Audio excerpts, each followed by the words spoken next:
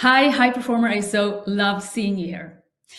Have you ever felt that you have too much to do and that you don't have the time or, for example, not even know how to be able to do all of these things? Then listen closely today. Because today I will be talking about how you can build your team, how you can start building your team and hire, for example, your first virtual assistant. This is Maria Linden, trainer and high performance coach, helping you to reach success and fulfillment. Today's topic then. If you are, for example, a solo entrepreneur, you are wearing all of the different hats in your organization alone. So you are wearing the hat of the owner, the CEO, the marketer, the sales manager, the administrator, the assistant, like all of these different hats. And it gets really exhausting.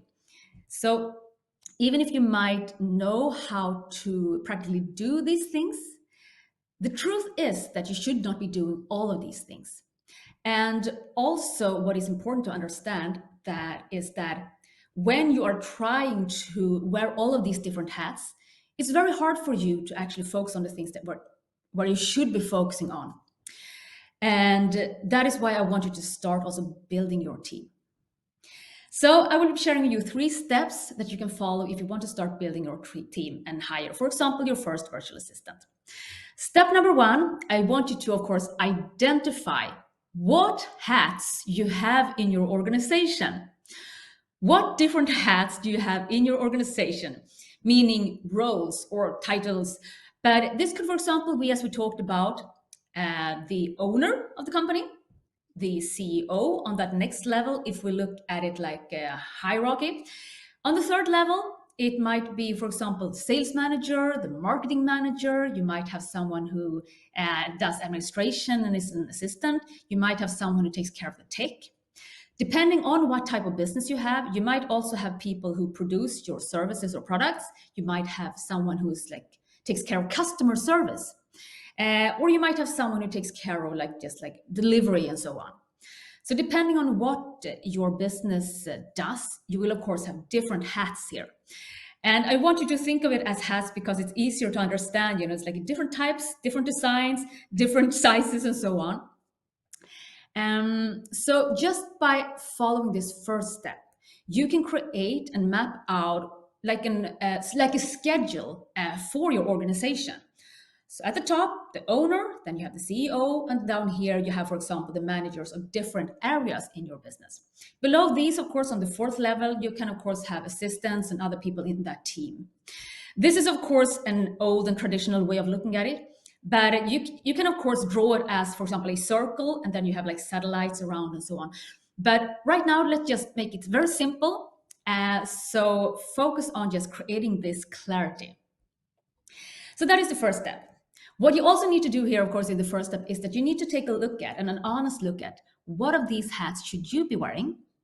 And it might just be 2 or 1 or 3. And also, what hats should someone else be wearing? Okay. Step number 2 here now in the process when building your team is, of course, also for you to create a description. And here you will create a description of the different roles and the different jobs. So it's very clear what is expected of this person, what qualifications they need to have, what results they need to be able to create, and so on. And what you can do here is that you can create this, for example, for phase 1 and phase 2. So one that is, for example, in 1 year, and one that is, for example, in 2 years, and so on. And then you can work towards that. What you can also do here is that you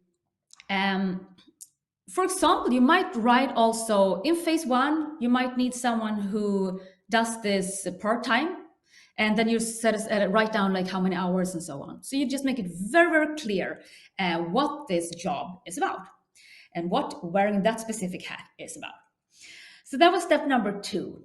Step number 3 in the process when you want to build your team is, of course, for you to hire someone. And here you might be thinking, well, Maria, I'm not ready. I can't hire someone, or I don't have the money. Well, then think again, because you are wasting a lot of time and a lot of money if you're not starting at least to build your team. The solution will not be, of course, that you just hire 20 people, and think that everything will just work out. No, you will still be the core and the foundation. You will still have that vision and so on. So I would suggest instead that you actually just start with one person, especially if this is your first time. But to really identify, okay, so which is the first person that you should hire and onboard? And you can, for example, go to sites like Upwork, or some people use Fiverr, or I would say otherwise, just start with your existing network. Among your friends, among their friends, among your acquaintances, perhaps someone in your family knows that specific person that you are looking for with those qualifications, and that can really help you to create much more ease and better results in your business. So that is the third step, to actually hire someone. And I would say the best thing is actually that you pay someone, because it will mean that you will get someone who actually is professional, who takes this job seriously, who is dedicated to creating results and doing a great job. And so that is what I recommend. And what you can do here is that you can start with just a few hours. When I started several years ago, I started hiring a virtual assistant 1 hour per week. And the beautiful thing here, my friend, is that just by hiring someone 1 hour per week on like a consultant, it will force you to grow in your leadership. It will force you to create clarity. It will force you to be able to delegate, to be able to give that person the right circumstances. It will help you to really create clarity about your workflow and the different parts in that process, and how you describe how to do the different tasks and so on. So it will really elevate you also as a leader. And what would also happen is that even if that person would, for example, take another job later on and so on, you will just have the description of the processes written down. So it will be easier also to onboard the next person. But what will also happen is that you will attract also a person who understands what is required by him or her, and who will have the right circumstances to flourish and to really do an amazing job. Let me add here that if you're feeling like freaked out and thinking like, no, I don't have that money, then you can ask yourself, well, how can I make this happen? How could I hire an assistant 1 or 2 hours per week? And then you might, for example, do an exchange. In the beginning, this is okay to do, but just be very, very clear and precise what the terms are, so that it's very open, transparent, and just extremely clear what is expected of that person, and also what is expected of you. And let's say that you are a massage therapist and you need someone to do your bookkeeping. Then you might exchange and you write a written agreement where you say, okay, you will get one massage, for example, that is 60 minutes, one time per month. These are the terms for this. While you take on the assignment to take care of my bookkeeping. And this is up to, for example, 20 verification, or for example, like up to 2 hours work, or whatever.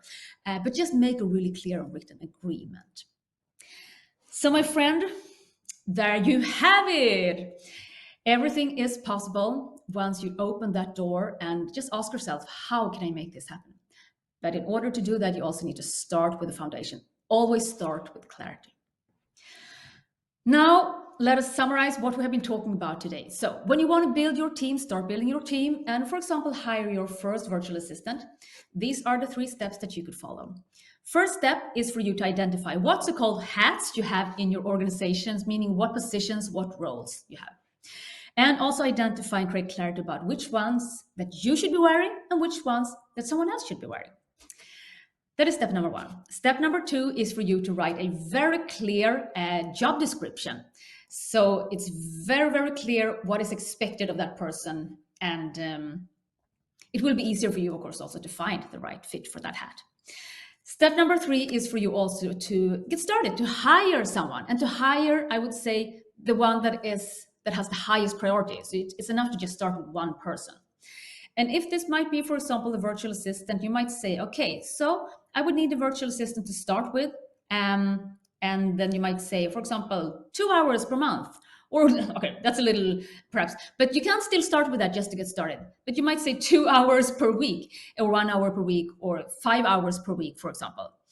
And then you will also, of course, be very clear about how much that you will pay that person. And people can also apply, and you can just say, this is what I'm offering. Are you interested in this? So just know that everything is possible. And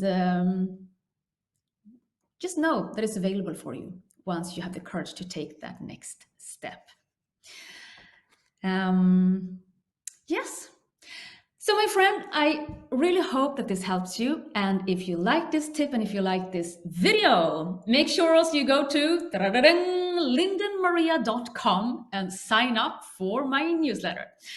Because that way I will be able to send you my latest video with tips just like this one. Plus, also some special gifts and secrets and bonuses that I only share with you in email. With all my heart, may this serve you. And remember this, you have the power to create miracles in your life and in your business.